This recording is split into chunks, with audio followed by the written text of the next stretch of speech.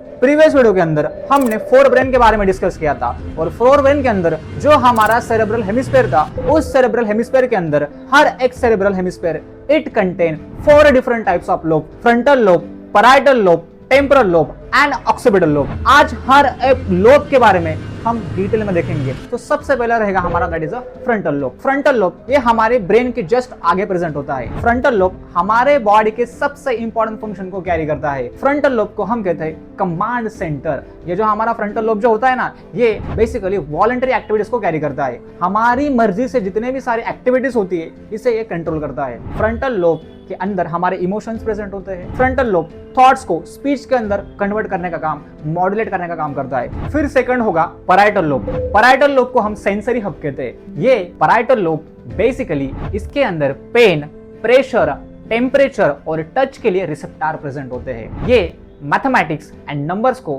Understand करने के अंदर मदद करता है, मतलब ये लॉजिकल रीजनिंग के लिए रिस्पॉन्सिबल होता है। ये हमारा जो पैराइटल लोब होता है ये बेसिकली शेप और स्ट्रक्चर को एनालाइज करने के अंदर मदद करता है। फिर बात करते हैं टेम्पोरल लोब के बारे में। टेम्पोरल लोब ये बेसिकली हमारे ईयर के जस्ट ऊपर प्रेजेंट होता है। इसे हम मेमोरी और हियरिंग जोन भी कहते हैं। ये जो टेम्पोरल लोब जो होता है ना, ये बेसिकली साउंड और स्मेल को इंटरप्रेट करता है। फॉर एग्जाम्पल, अगर कोई चिड़िया की आवाज आपको सुनाई दे रही है या फिर आपके दोस्त की आपको आवाज सुनाई दे रही है, तो इसके अंदर कितना डिफरेंस होता है ये हमें समझ में आता है। या फिर खुशबू समोसे की है या फिर जलेबी की है, ये भी हमें इजीली अंडरस्टैंड होता है। फिर लास्ट में आता है ऑक्सीपिटल लोब। ऑक्सीपिटल लोब ये हमारे ब्रेन के जस्ट पीछे प्रेजेंट होता है। ऑक्सीपिटल लोब ये बेसिकली विजुअल सेंसेशन के अंदर मदद करता है। Occipital lobe also which helps in analyse colour and structure.